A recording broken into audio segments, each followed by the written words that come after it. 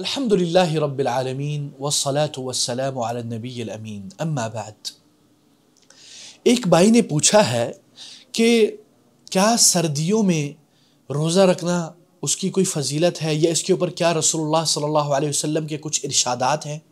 تو اس کے متعلق میں آپ کو یہ بتاؤں کہ سردیوں میں جو دن ہوتے ہیں وہ چھوٹے ہوتے ہیں اور جو رات ہیں وہ لمبے ہوتے ہیں، اور ان دنوں میں روزہ رکھنا بہت آسان ہو جاتا ہے۔ اور انسان جیسے کہ آج کل بازاروں میں جب سیل لگتی ہے تو لوگ اور خواتین کس طرح ہم لوگ بھاگ کے جاتے ہیں اور سیل کے پیچھے آنکھیں بند کر کے اندھا دھند چیزیں خریدتے ہیں کہ کیونکہ ابھی تو 50% ڈسکاؤنٹ لگا ہوا ہے۔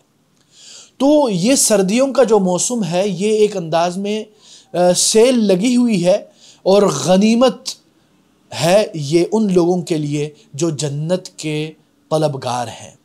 تو اس متعلق رسول اللہ صلی اللہ علیہ وسلم نے فرمایا، جیسے کہ صحیح حدیث میں ہے کہ الشتاء ربیع المؤمن قصر نہارہ فصام وطال لیلہ فقام۔ اللہ اکبر۔ سردی مومن کے لیے ایک موسم بہار ہے۔ اللہ اکبر۔ چنانچہ اس کے جو دن ہے وہ چھوٹے ہوتے ہیں تو وہ روزہ رکھتا ہے، اور اس کی جو راتیں ہیں وہ لمبی ہوتی ہے تو وہ کیا کرتا ہے؟ قیام اللیل کرتا ہے، وہ نمازیں پڑھتا ہے، اللہ کے دربار میں روتا ہے، گڑ گڑاتا ہے، اپنے آپ کو جھکا دیتا ہے، اپنی ناک کو رگڑ دیتا ہے، اپنے دل کو سجدہ ریزہ کروا دیتا ہے۔ اللہ اکبر۔ اور اسی طرح حضرت رسول اللہ صلی اللہ علیہ وسلم نے، جیسے کہ بعض روایات میں ہے کہ الصوم فی الشتاء الغنیمۃ الباردہ۔ اللہ اکبر۔ الصوم فی الشتاء الغنیمۃ الباردہ، یعنی روزہ رکھنا سردیوں میں ایک ٹھنڈی غنیمت ہے، یعنی بیٹھے بٹھائے آپ کو یہ غنیمت مل جائے تو اور کیا چاہیے آپ کو۔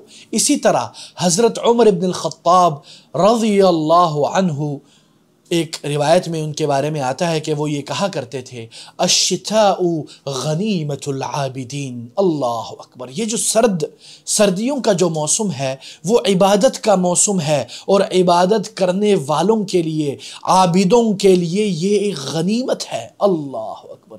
اللہ تعالی ہمیں اس غنیمت، اس سیل، اس ڈسکاؤنٹ جنتی ربانی اس کے اندر جا کے غوطہ زن ہونے کی اللہ تعالی توفیق دے، اور آنکھیں بند کر کے اللہ تعالی ہمیں عبادات کی توفیق دے اور خشوع خضوع کی توفیق دے، اور للہیت اور خوف الہی اللہ تعالی ہمارے اندر پیدا کر دے۔ اسی طرح مشہور تابعی حضرت عبید بن عمیر اللیثی رحمہ اللہ فرماتے ہیں کان یقول اذا جاء الشتاء یا اہل القرآن، اے اہل قرآن، اے قرآن والوں، قد طال اللیل لصلاتکم، اے ہائے ہائے ہائے ہائے، یہ جو رات کی نمازیں ہیں یہ لمبی ہو چکی ہے تمہاری نمازوں کے لیے، اے ہائے، تاکہ تم نماز لمبی کر سکو اے اہل قرآن۔ وقصر اللیل، اور جو وقصر النہار، اور یہ جو دن ہے، یہ جو دن کے اجالے ہیں، سردیوں میں یہ دن کی جو مسافت ہے وہ کم ہو گئی ہے، اس کا وقت بہت کم ہو گیا ہے، وہ چھوٹی ہو گئی ہے، وہ دن چھوٹا ہو گیا ہے، لصومکم، تمہارے روزے کے لیے، تاکہ تم روزہ رکھ سکو۔ اتنا آسان ہو گیا ہے، یعنی اچھے اعمال، عبادت گزاری سردیوں میں اتنی آسان کر دی گئی ہے، تو وہ کہتے ہیں فاغتنموا، اس کو غنیمت جانیو، یہ گولڈن اپرچونٹی ہے، یہ ایک اللہ تعالیٰ نے آپ کو سنہری موقع دیا ہے۔ اللہ اکبر۔ اسی طرح بعض روایات میں ہے کہ رسول اللہ صلی اللہ علیہ وسلم فرماتے ہیں من صام یوما فی سبیل اللہ، جو بندہ اللہ کے لیے ایک دن روزہ رکھتا ہے، ایک دن روزہ رکھتا ہے، سبیل اللہ، باعد اللہ وجہہ عن النار 70 خریفا، وہ اللہ تعالیٰ کے لیے روزہ رکھتا ہے تو اللہ تعالیٰ اسے 70 سال کے مسافت کے برابر جہنم کی آگ سے دور کر دیتا ہے۔ اللہ اکبر۔